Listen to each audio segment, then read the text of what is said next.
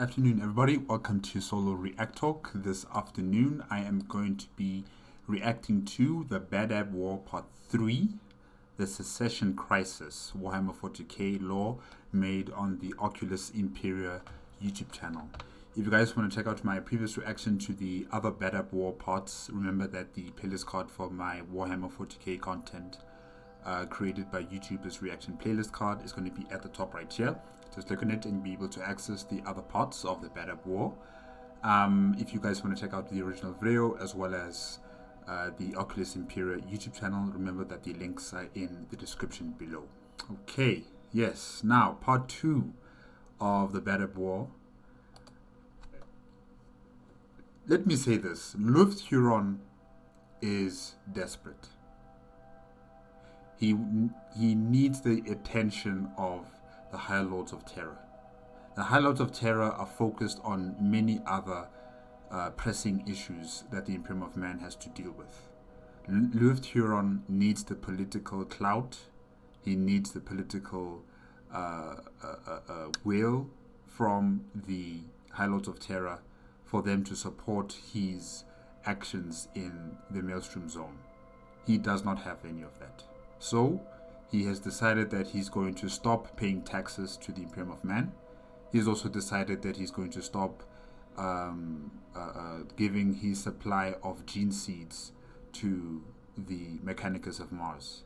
And thus, this is all an attempt to try and garner the attention of the High Lords of Terra and garner the attention of other departments within the Imperium of Man to take notice of the Maelstrom Zone.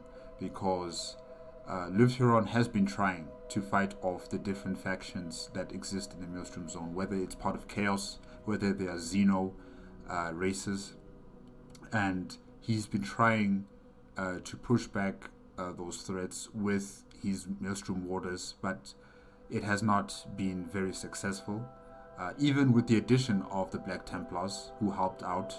However, because of a far greater situation happening within the Ultramar sector in terms of the Devourer, the Great Devourer, the Tyranids invading Ultramar, the Black Templars were diverted to that situation, and the Warders were not enough to defend the Maelstrom Zone. So yeah, so Luft Huron is trying all he can with what he has in terms of resources, ships, armies, and planets that are under his stewardship to protect the Maelstrom Zone. He's even decided that he's going to become the dictator of the Maelstrom Zone, or should I say of Badab Primaris. And he's also created the Tyrants. Is it the Tyrants Army? Where did I write it down? I think it's called the Tyrants Army, if I'm not mistaken. His own PDF forces, amalgamation of different PDF forces from different planets, all amalgamating into a legion that is the human auxiliary forces of the Maelstrom Warders. And yeah, with these forces, he's trying to push back and hold position within the Maelstrom Zone, but he still needs support from the Imperium of Man. And like I've stated before, the Imperium of Man is just not giving him the time of day. His plans to garner the attention of the Imperium of Man have backfired. Not only do they see him as a loose cannon, but someone not to take really serious of within the political sphere of the Imperium of Man. And that is unfortunate. So yeah, let's see what happens now in part 3, the Secession Crisis. If he's gonna think about separating, or separating from the Imperium of Man with the Maelstrom Zone, I don't think it's going to work. If that's his plan, his next plan, I just don't think that's going to work. But let's see what happens. Okay.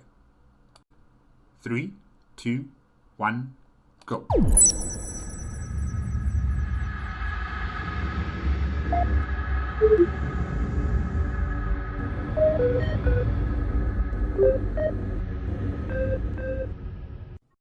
Matters in the Badab sector were, bluntly, not good.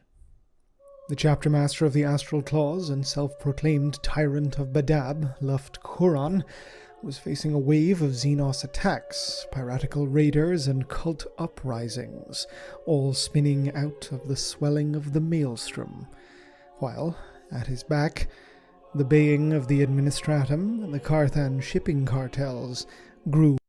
Hold on, I need to write that down. Just put this here. Okay. Carthan shipping cartel. Okay.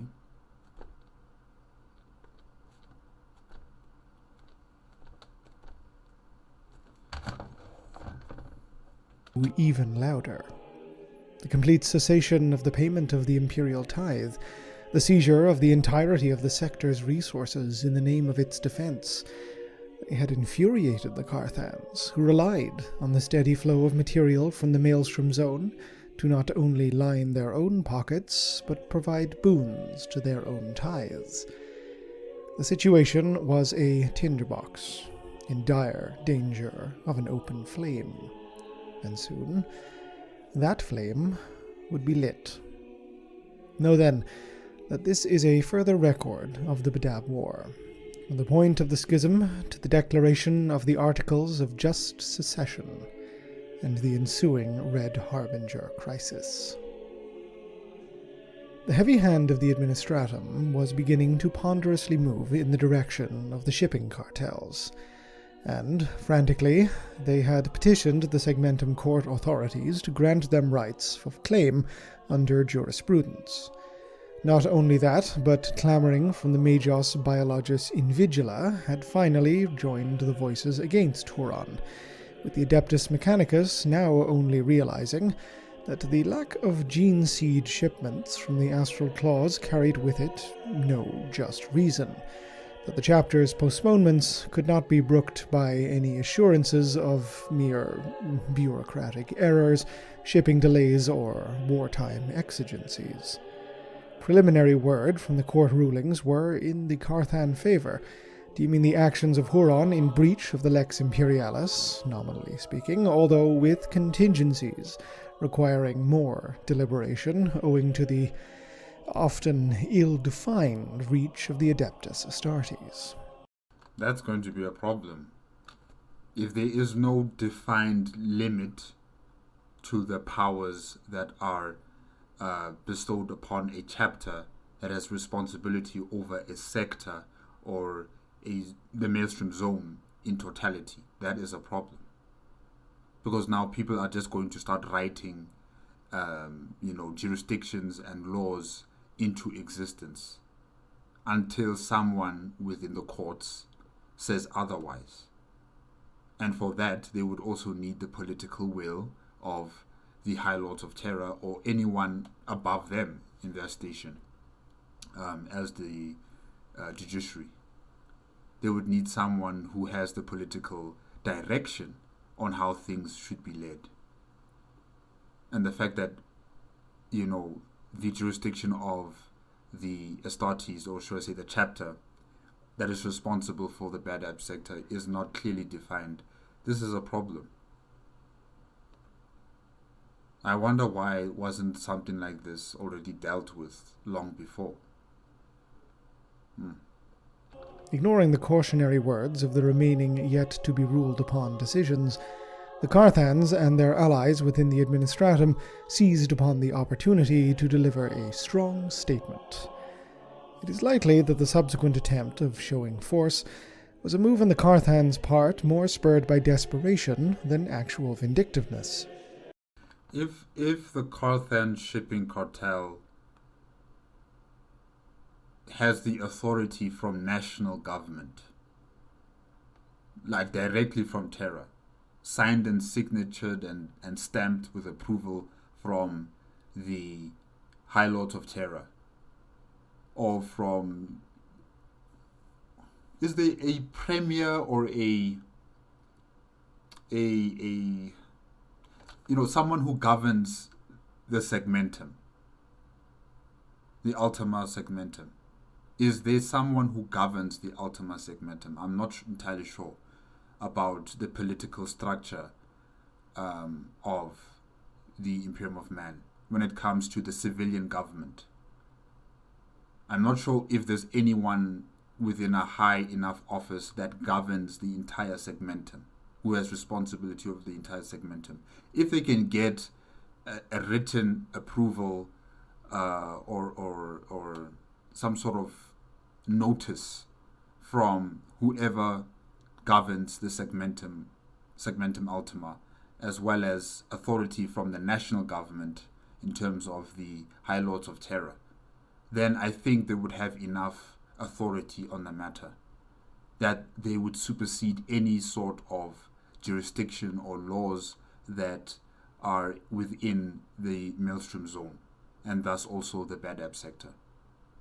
So if they have authority from a political head of the Ultima Segmentum or Segmentum Ultima, as well as the political heads of the national government, which is Terra, if they have authority from them as well, then anything that the Astartes would claim or say in the matter of jurisdiction of the Maelstrom zone will be null and void, because it comes directly from their higher-ups, from their superiors. So yeah, I think that's what the Carthan shipping cartel has to do. They have to get a written approval from the leader of the Segmentum Ultima, as well as the leaders from Terra. Yes, and get a Inquisitor. Yeah. Whereas in the case of the Administratum, the only explanation of worth was been seen as an unconscionable lack of awareness of the true state of the Imperium beyond their tithe offices. Motivations were broad, and difficult to ascertain with certainty given all that would follow. Regardless, the die was cast. The shipping cartels and the bureaucrats assembled an investigation fleet under the purview of an Administratum Assayer General, the highest investigative office of that Adeptus. The fleet was joined by surveyor barks from the Adeptus Mechanicus Biologus, carrying Invigila Magi, merchant tenders from the Carthago sector authorities and families, and at least one Inquisitor, independently overseeing so diverse and motivated a civilian coalition, as is the Inquisition's wont. The flotilla made full wake for Badab Prime itself, intending to demand the wholesale surrender of the entire zone's tithe, with interest, as well as the With interest, I think. Wow, alright. missing gene seed from the astral claws themselves. 3 Imperial Navy cruisers were seconded to the fleet to form its heart, escorting a dozen or so mass conveyors with hungry, empty holds. It was a threat, that much is certain, plainly stated, with the implicit violence of the cruisers' macrolances as obvious a statement as the empty conveyors were. The fleet was entirely destroyed as it attempted to pass through the Badab system's ring of steel. Wow, I guess even an Inquisitor cannot protect them from the wrath of Luft Huron. If he doesn't get what he wants, you know. The circumstances around this pivotal act in Imperial history are a morass of claim and counterclaim, accusation and defense, all coated with a thick veil of political, military, and even religious expediencies. That's unacceptable. That's unacceptable. These ships, these are space-worthy vessels. They should be having some sort of black box that records all available radio transmissions, radar transmissions, any information about the ship, what it's going through, whether it's destroyed or whether it's lost. There should be a black box that records all of this information so that we avoid this potential situation where now we are relying on hearsay. He said this, she said that. We don't really know what's the foolproof evidence about what happened. How did this fleet get destroyed? This is unacceptable.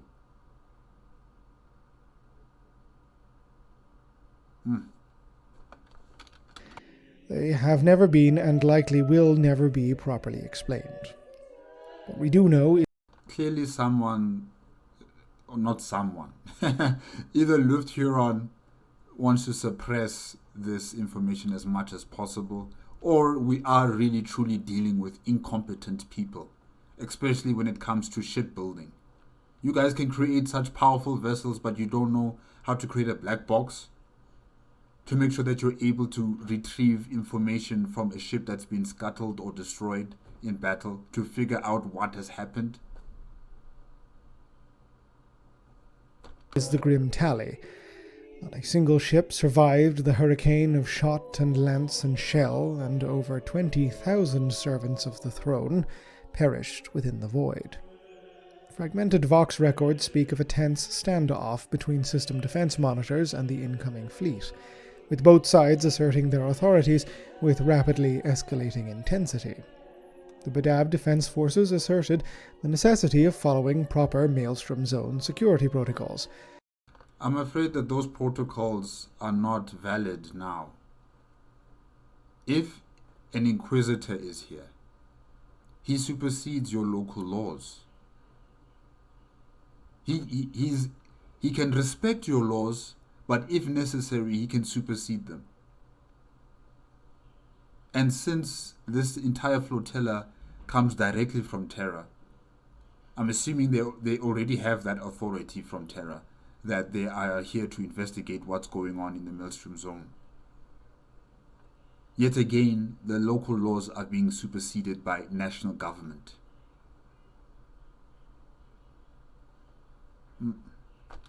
As a sector was a dangerous volume at the best of times, perennially beset by enemies of the Imperium.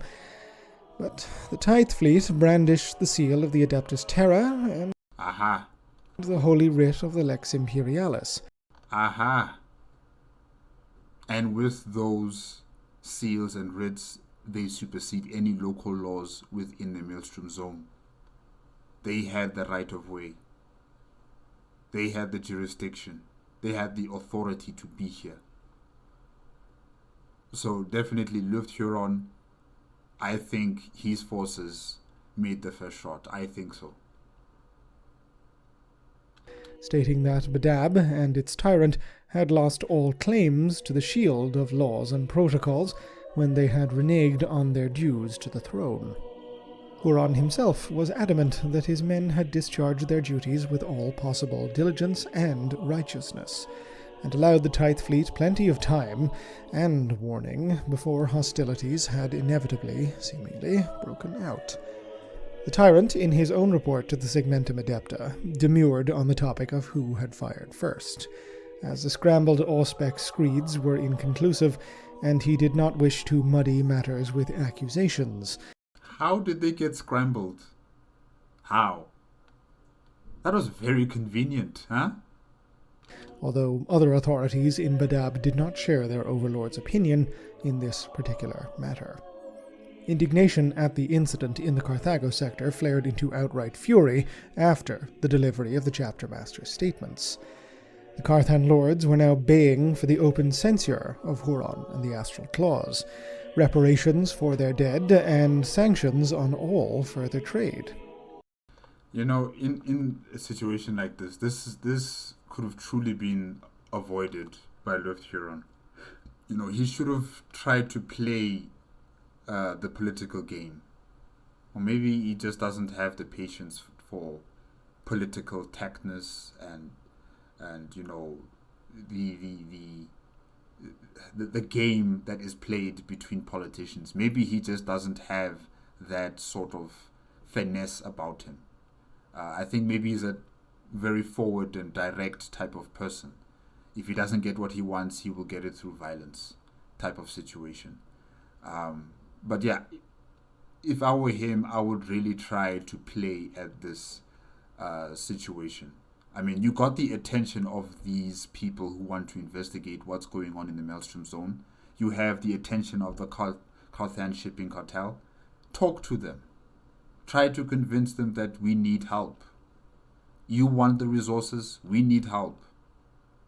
Convince the High Lords of Terra that we need support so that you can continue mining in the Maelstrom Zone without any hindrance. That you'll be able to get the resources without any hindrance. Because we will be having the military support to make sure that the Maelstrom Zone is secured, allowing for trade, allowing for extraction of resources from the Maelstrom Zone to continue unabated.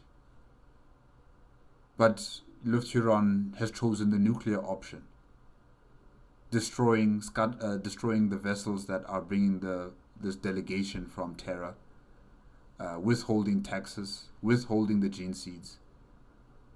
I understand his desperation, but now he's just taking it to a point where no one's going to listen to him. Now definitely no one is going to listen to him. What little of the latter that indeed remained open between the two sectors became now a war in proxy, with escalating levies, taxation, customs duties, and seizures all becoming the norm for all shipments. Meanwhile, the local Magos Invigila, outraged in the loss of their own colleagues, petitioned the distant Synod of Mars for political aid, finding themselves quite on the outs in terms of clout next to the rich and influential shipping cartels. Even the Administratum escalated the issue to the Adeptus Terra, their expedition having failed utterly to bring the obstinate Badab sector into imperial heel. Progress on all fronts was simply glacial. Despite the massive loss of life, despite the keen severity of the crisis in retrospect, the Imperium's attentions were pulled, as they always are, 1,000 different ways, and in the vastness of the galaxy, a conflict surrounding taxation in an outlying system was of little concern compared to, say, the emergence of dormant Necron dynasties, the brewing tumult in the Eye of Terror and the Cadian Gate, a spike in Drukhari raids, or even the ongoing fortification of the Damocles Gulf. 1,000 wars may require the Eyes of Terra upon any one day, and compared to the myriad of crises, both actual and potential, the loss of 10,000, nay, 20,000 bureaucrats, magi, and merchants was a minor affair at best. Yes, it is a minor affair at best. Yes, you could say that this is callousness from the Adeptus Terra. But like Oculus Imperia has just stated, that the Imperium of Man, or should I say the government, is being pulled at different locations. There's different problems across the entire galaxy. They cannot focus their attention on what's happening in the Maelstrom Zone alone. It is understandable. It is unfortunate. And yes, I think the situation in the Maelstrom Zone would have to be even more of a serious conflict for the High Lords of Terra to take notice of it. It would have to be even far more chaotic and devastating. 20,000 people dying compared to billions of people dying on hive worlds or wherever else in the galaxy due to tyrannids, or making sure that we contain the Tau in the Damocles sector, or we make sure that we contain the Necron tier who are waking up, or dealing with Eldar party raids, or Dark Eldar party raids, or dealing with other chaos forces across the galaxy. Yes, those things, they do take precedence over what's happening in the Maelstrom Zone. And probably in the thoughts process of the High Lords of Terra, they already invested enough in the Maelstrom Zone in terms of the 3 Maelstrom Warders, chapter Astartes that have been sent there, or should I say that have been stationed in the Maelstrom Zone. So yeah, it is unfortunate that this has all boiled down to arithmetic, where there are billions dying out there and we need to take interest into that situation more than these 20,000 clerks and politicians and businessmen and one inquisitor. Callus? Yes, this is the Imperium we are discussing here. Even without the pressing...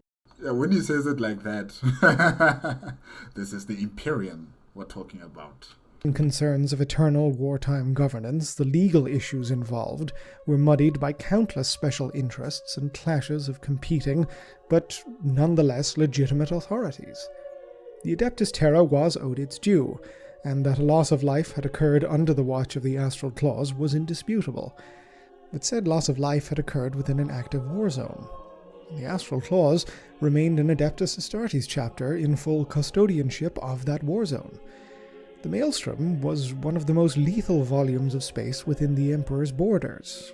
The warders of the zone were a bastion of righteous Imperial defense against the predations of the alien, the mutant, and the heretic. No evidence of the Tithe fleet's loss was considered satisfactory for an open condemnation of Huron, and so the years ground on, bitterly and inconclusively. There might not be a condemnation on Luft Huron, but like I've stated before, no one is going to take him seriously after something like this. No one is going to want to listen to what Luft Huron has to say in terms of requesting for support. No one is going to take the time because he's already burnt all those bridges. Possible bridges he could have had with the business side, and possible bridges he could have had with the political side and with the Inquisition.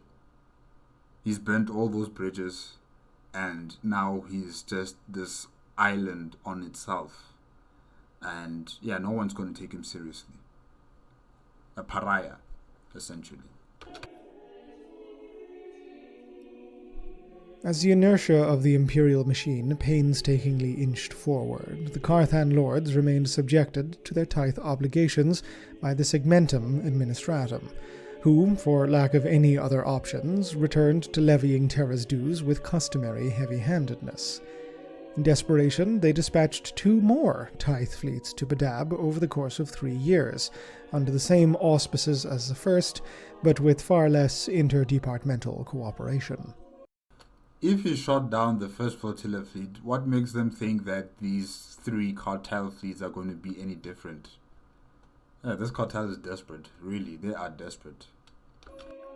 Both fleets were completely lost, purporting, according to both the tyrant's subjects and Carthan operatives in Badab itself, to never have reached their intended destination. The cartels railed against the barbarians of the Badab sector, accusing them of everything from dereliction of duty to protecting Imperial citizens to actively destroying the fleets themselves. But there was nothing approaching proof of the latter, and little could be done of these pronouncements except to pronounce them. The fact that this came with an increase in disappearances of merchant shipping on the sector border was, however, troubling to more than just the cartels. While Maelstrom's own patrol pickets blamed the ongoing issues with pirate raiders and a marked uptick in Xenos and arch-enemy activity across the volume, the fact that such instances were now occurring within the Carthago sector, at the nadir of relations between the two, only added to matters. Each lost convoy just raised further the suspicions that Huron and the Astral Claws were now hunting Carthan shipping, doubts that were worrying enough to reach the ears of the highest echelons of the Administratum. Desperation began to take hold amongst the Carthan lords. Faced with the tithe, stonewalling from Badab, bankruptcy, and debtors, their hand was forced. The shipping cartels began to attempt to extract their taxation quotas directly. In combined And how are you going to do that? operations with equally pressed local administratum forces from Sagan, they sent ships on perilous routes to the Pale Stars, and attempted to browbeat what local planetary governors in Badab itself that they could into supplying them with materials to meet their commitments. They do realize that they'll inform Luft Huron and the rest of the Maelstrom warders that this is happening.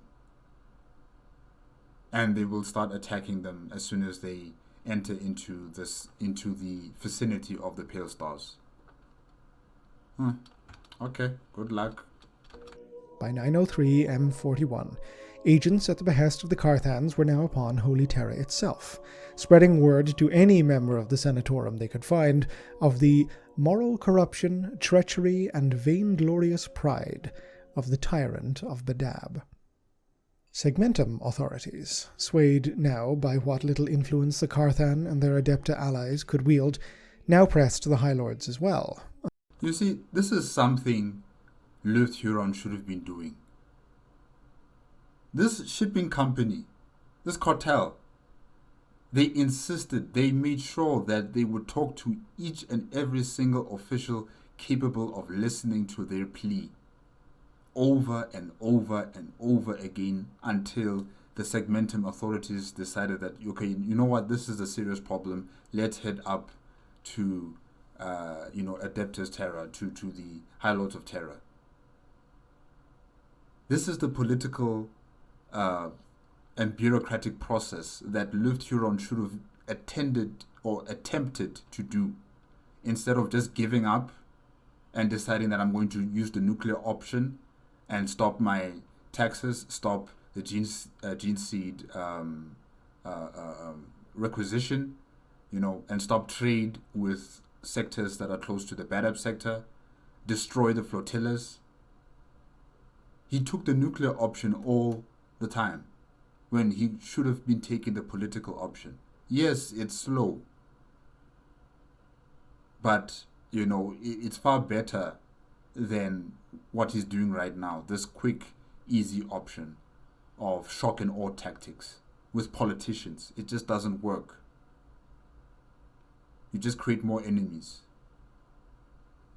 No, the cartel, the shipping cartel, know what to do, when it comes to politics.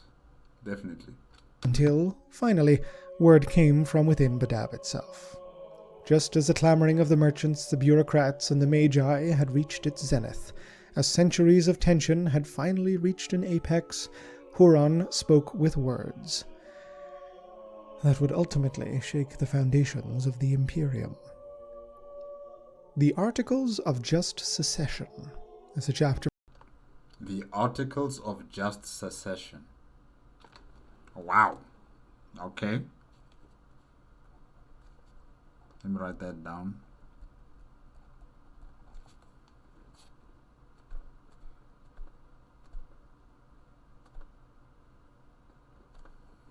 Master called them, were issued to the stunned Segmentum authorities and courts temporal.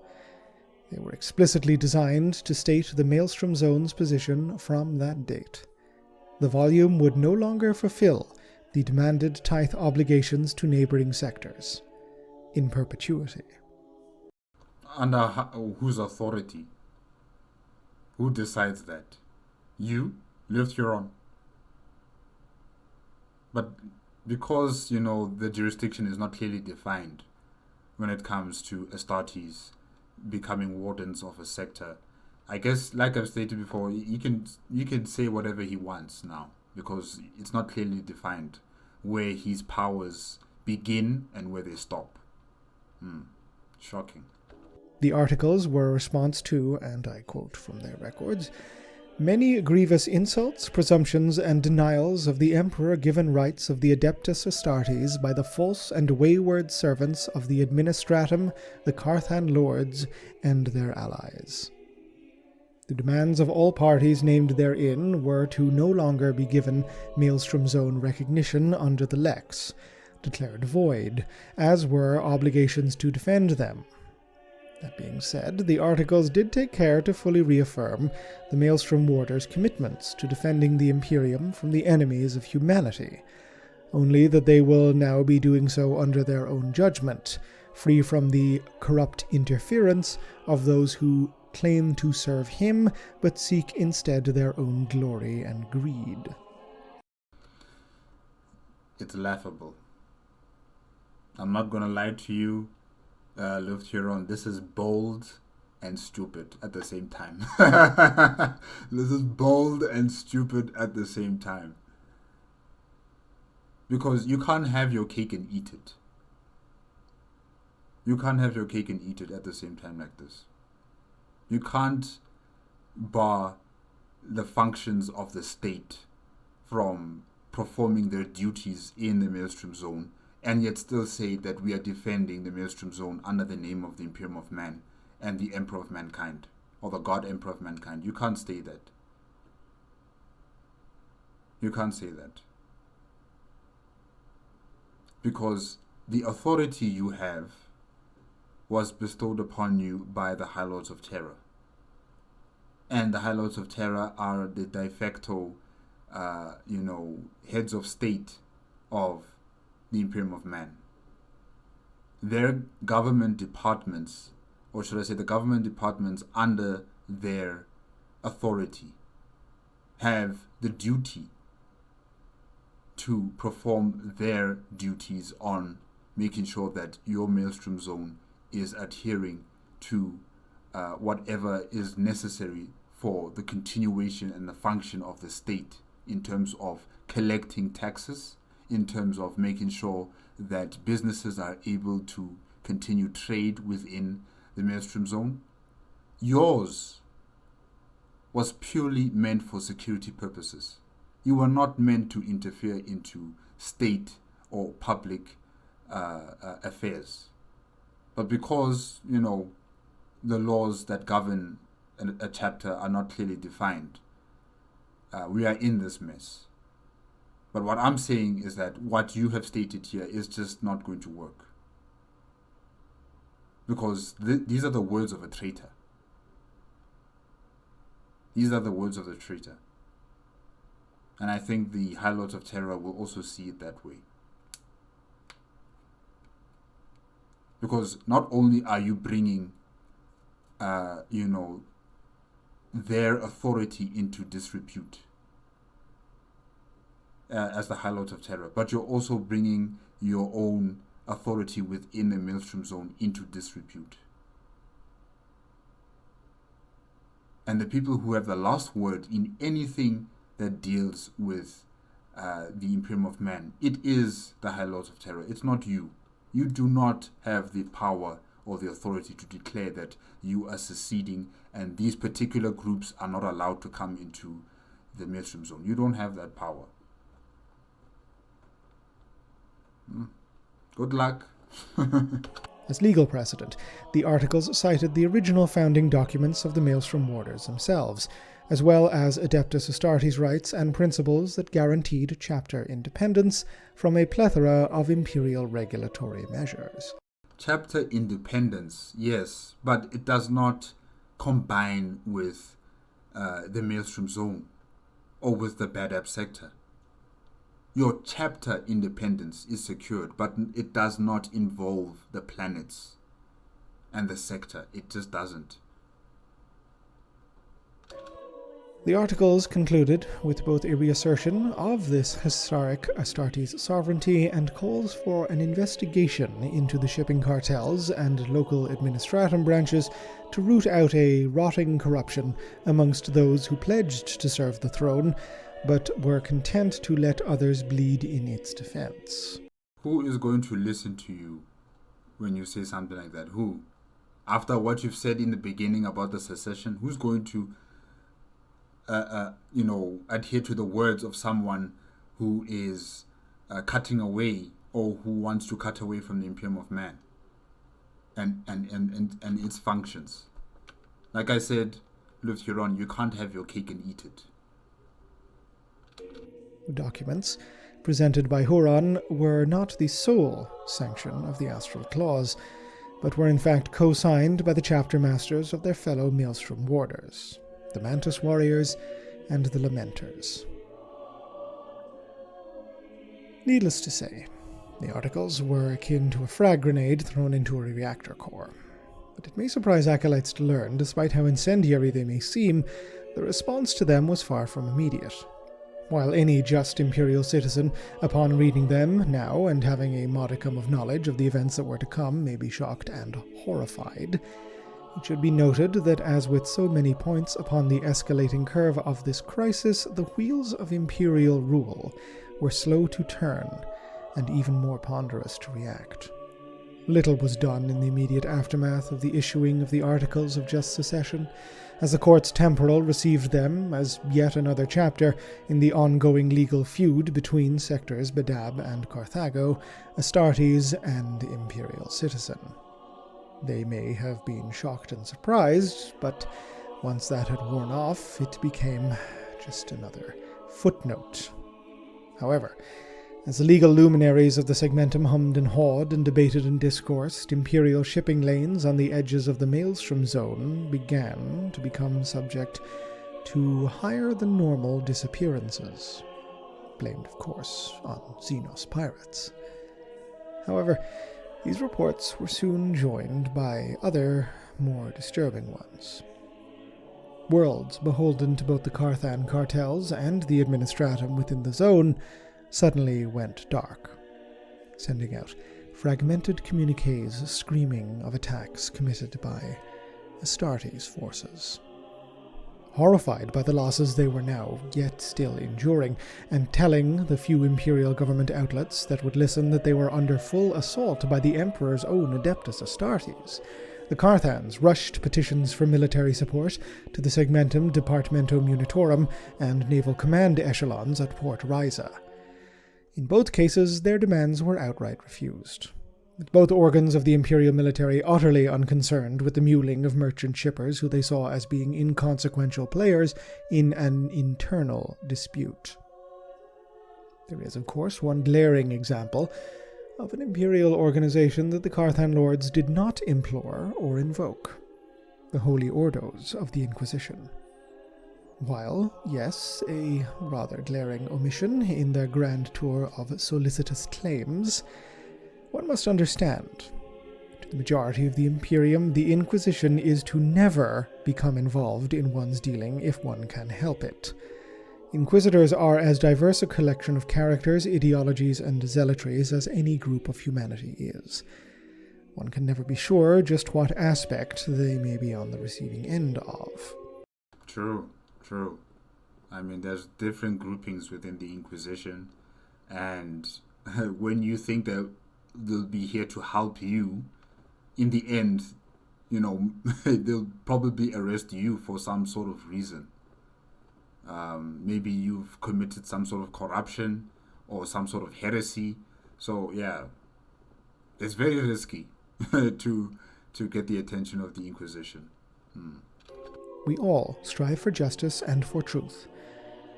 But just as often, what such well-intentioned petitioners may receive is a righteous firebrand concerned with rooting out any and all who fall under their own personal definition of being wayward from the path of His Imperial Majesty.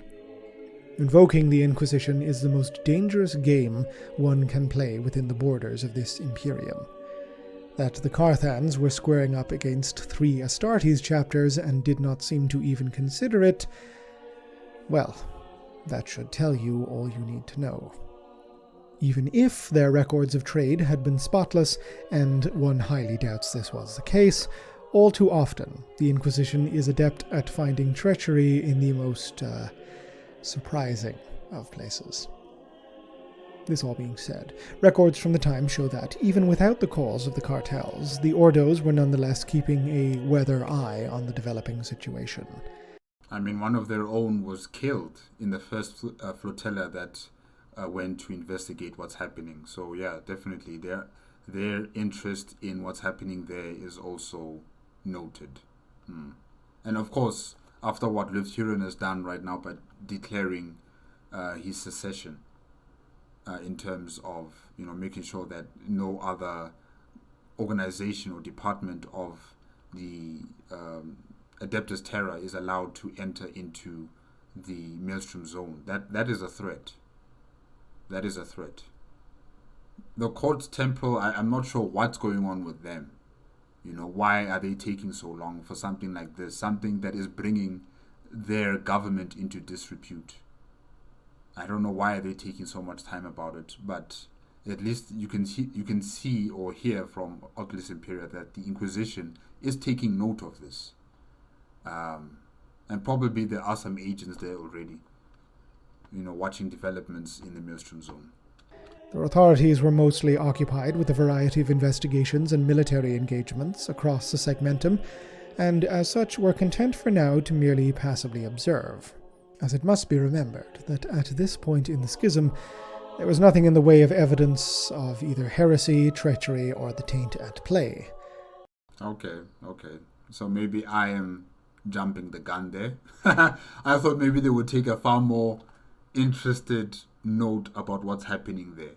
But Oculus Imperia is like, no, it's on surveillance, but they're not really serious about looking into it. Okay. Yes, an Inquisitor had lost their lives in the Tithe Fleet debacle, but one must remember that this was seen as simply a tragedy born of a complex and bitter legal dispute, something that is far from uncommon within the Imperium.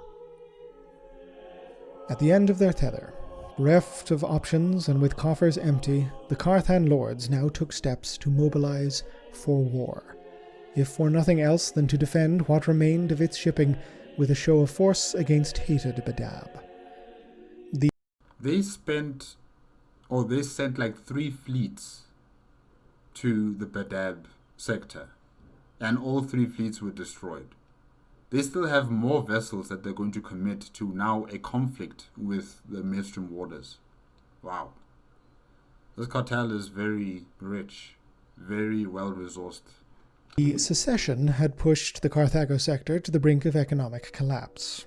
Exhausting the last of their credit, the Carthan Lords, under satrap Tanit Koenig, established a formal military alliance with administratum elements within the sector and levied vast numbers of additional troops to swell the planetary defense regiments under their direct gubernatorial purview. Yeah. I don't know if they're Imperial Guard regiments, that are going to be helping out this cartel, or is it just militia, some sort of human militia? I'm not entirely sure, but they are human beings versus the Tyrant's Legion and the Maelstrom Warders, which are Astartes. I just don't think they're going to make it. But let's see. Koenig, now voted satrap general by her peers, took this one step further. She sent open appeals to the one branch of the imperial military yet to be invoked by the cartels in this crisis, the Adeptus Astartes. She's gonna hire a chapter? Is that possible?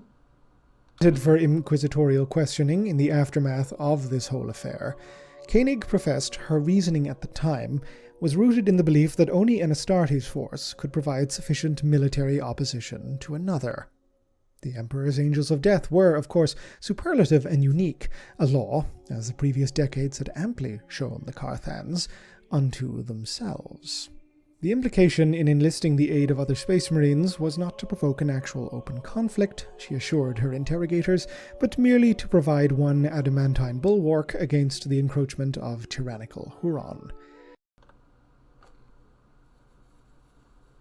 So you think they're going to have some sort of like a stalemate of some sort? Because they're in the Astartes group and we're in the Astartes group, or should I say chapter? We're not going to risk mutual assured destruction. I think this lady, or this leader, I should say, of the cartel is a bit childish into believing that these Astartes are not going to fight against each other in a mutually assured, destruction of both chapters. Whether it's the Maelstrom Warders and whatever chapter they're going to be hiring. I think she doesn't truly understand or know what Astartes are. But she will learn.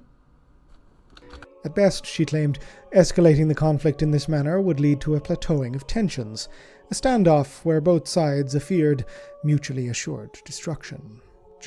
You don't know your own history, do you? The leader of this cartel. You don't know the history of the Imperium of Man. You don't know the history of the Horus Heresy. During the desired standoff, the Carthan cartels would then seize the opportunity to re-establish commerce, extract their tithe, and return to some semblance of the status quo. If she thinks Luft Huron is just going to watch this happen, she's mistaken. Luft Huron is not going to just watch that happen. He will fight against anyone who prevents him from governing his sector the way he sees fit, even if it means destroying another Astartes chapter. He's prepared to do that, clearly. If he's already announcing that he is, commencing this secession from the Imperium of Man, and these particular organizations, which the cartel is part of, those organizations highlighted that they are not allowed to operate in the Maelstrom Zone. He's prepared to fight. So this notion that there's going to be some sort of stalemate because you guys have a Astartes chapter at your beckon and call, I just don't think you thought this through. I really don't think you thought this through. Ensuring free access to the riches of the Maelstrom Zone were once again within the rights of the Carthago sector and all Imperial citizens. With the benefit of hindsight, the idea of escalating to Astartes' involvement and expecting what had become a monstrously tense crisis to simply stalemate is unspeakable arrogance. Yes. It was folly, but the folly of the beyond desperate. Merchants and bureaucrats found stripped of their temporal and economic power by a force of superhumans dictating to them beyond the bounds of their own stars. Yes, they had been comfortable, and yes, they had been idly benefiting from the blood spilled by the Maelstrom warders, but let us not think that when backed into a corner, even the most pampered of creatures cannot but become unpredictable and dangerous as baser instincts take over. Stonewalled by the Imperium, bogged down in interminable legal actions as their coffers were worn to dust, the Carthan cartels acted in haste and in stupidity, and oh, the calamity they wrought.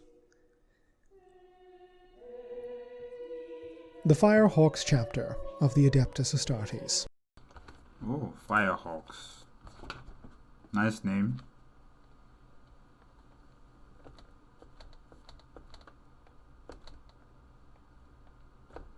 Okay.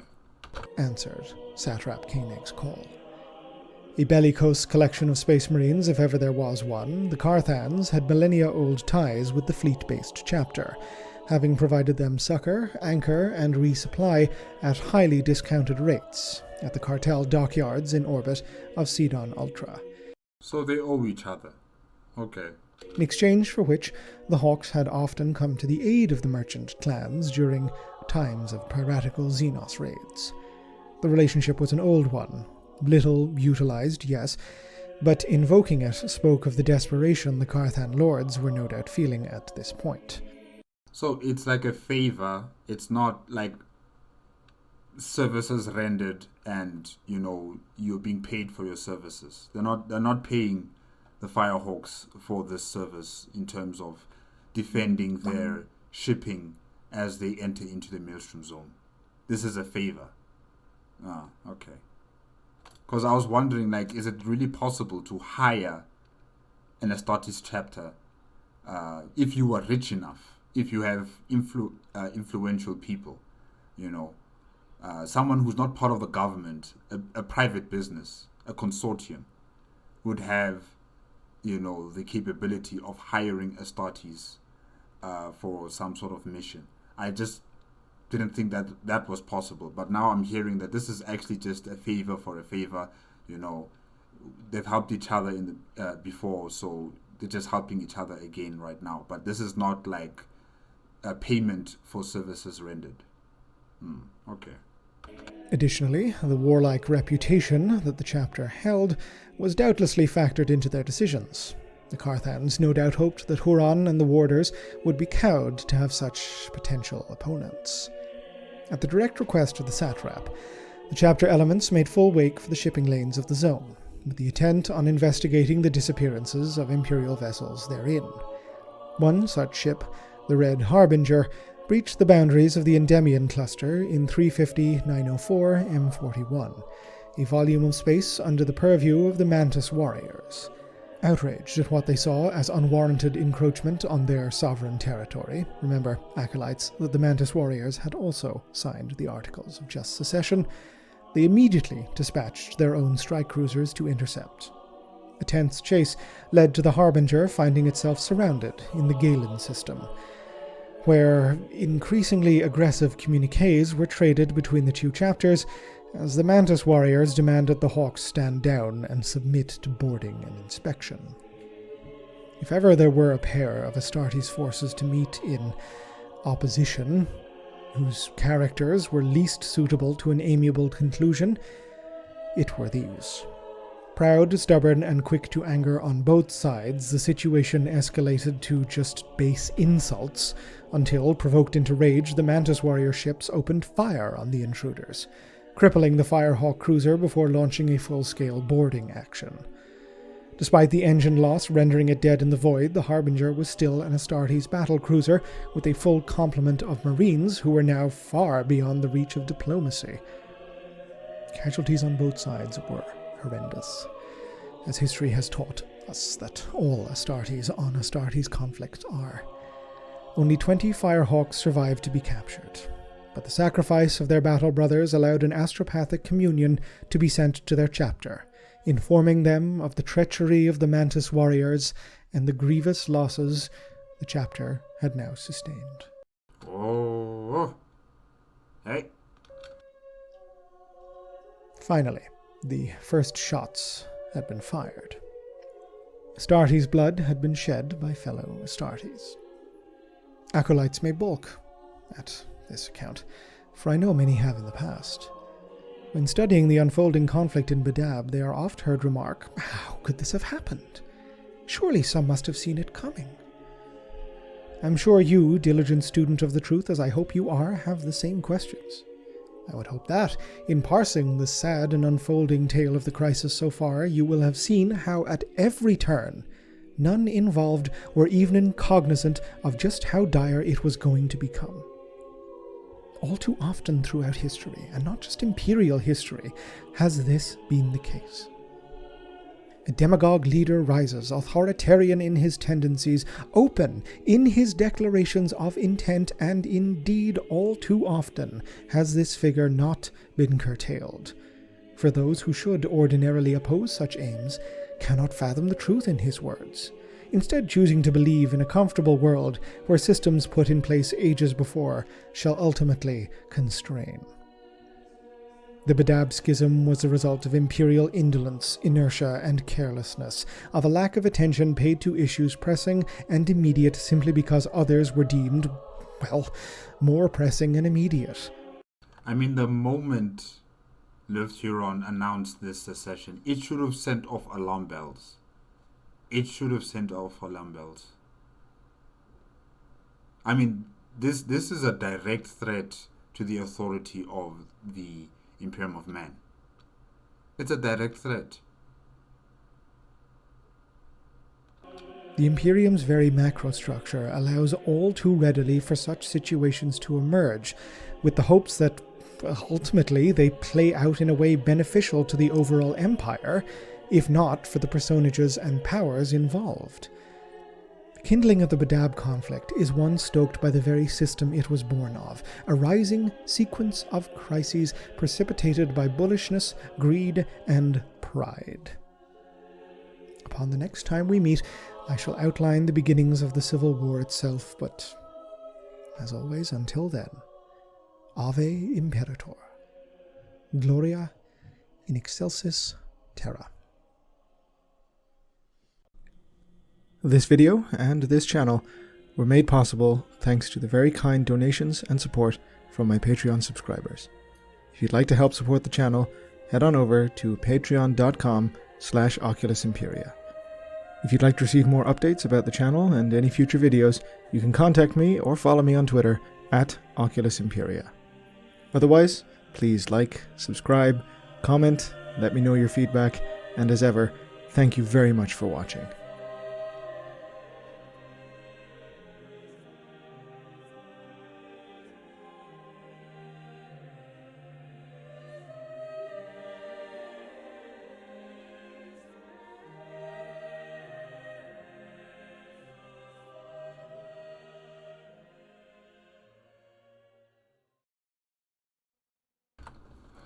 Alright guys, that is it with the Badab War, Part 3, the Secession Crisis, Warhammer 40k lore made on the Oculus Imperia YouTube channel.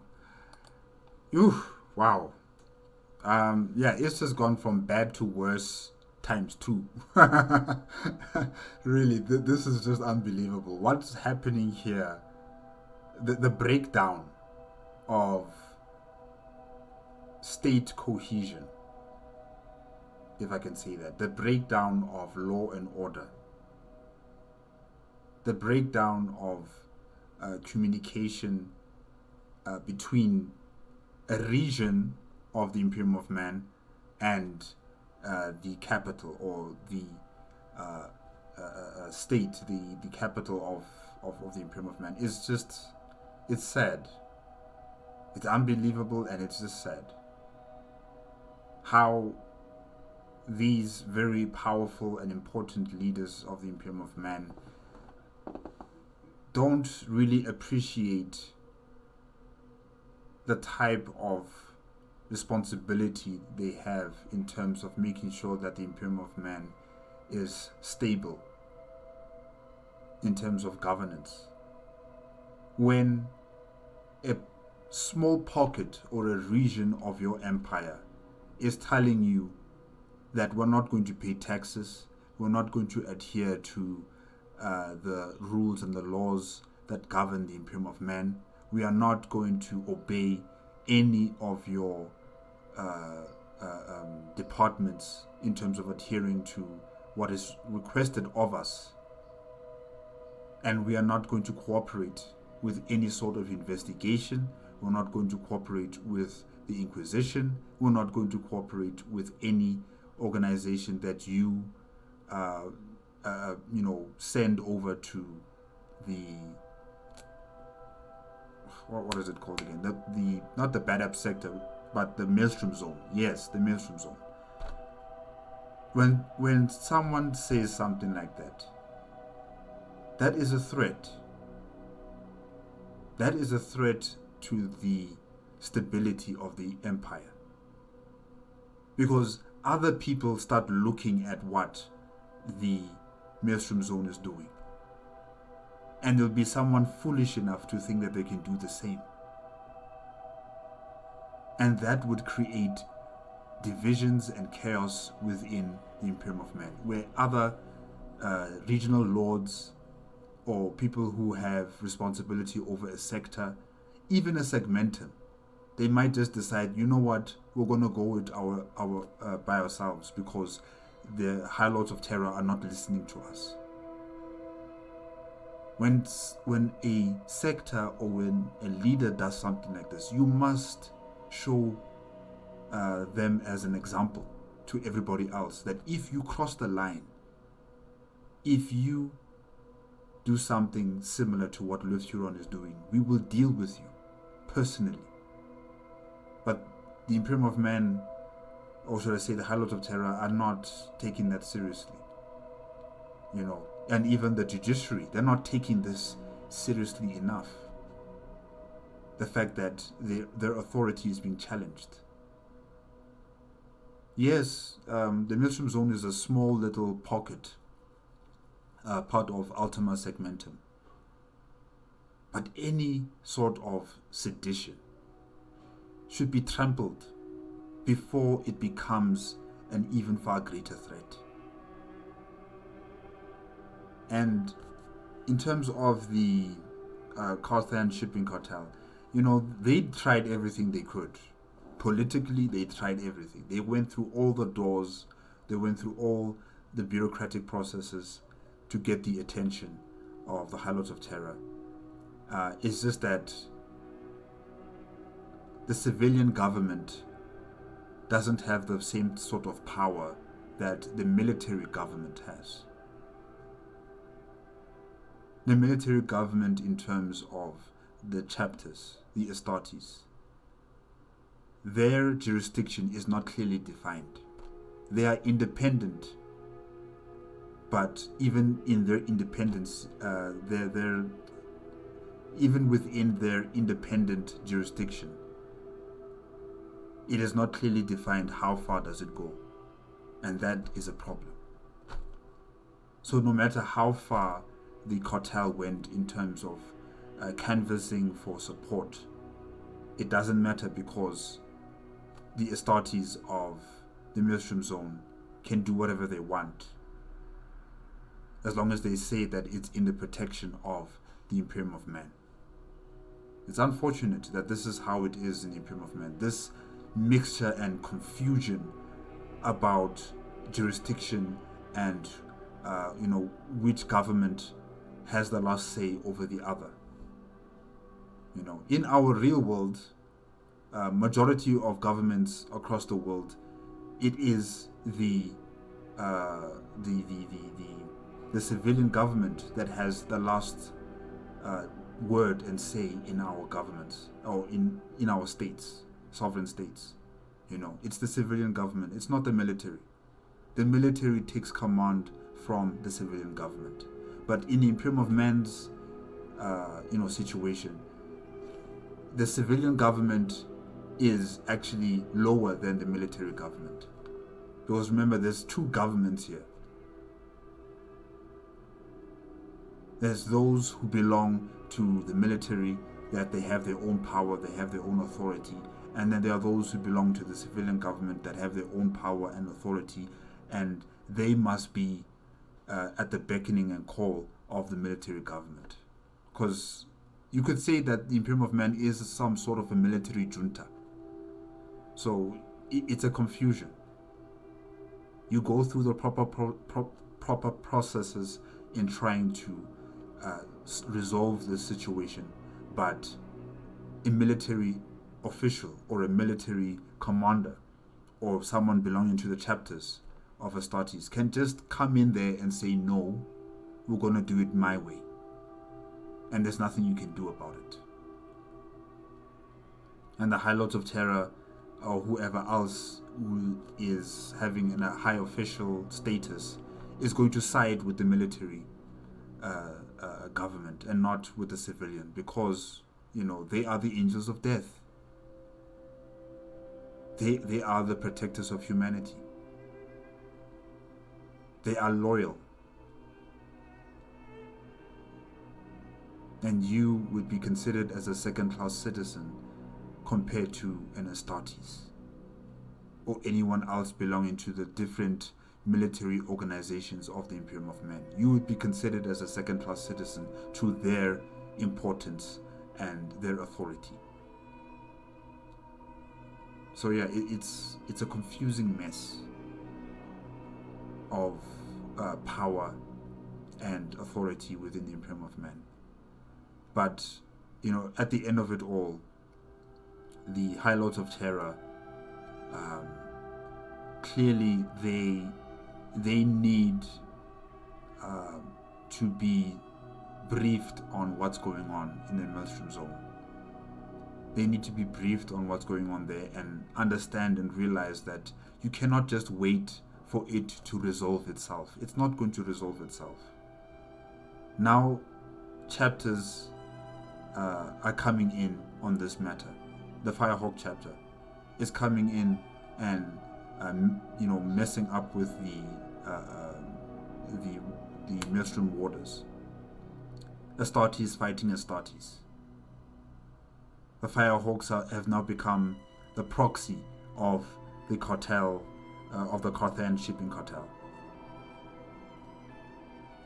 This is something that should not actually happen. This is something that you would deem it as a threat.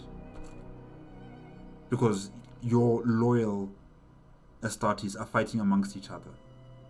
Your tools of war are fighting amongst each other. Yeah, I don't know.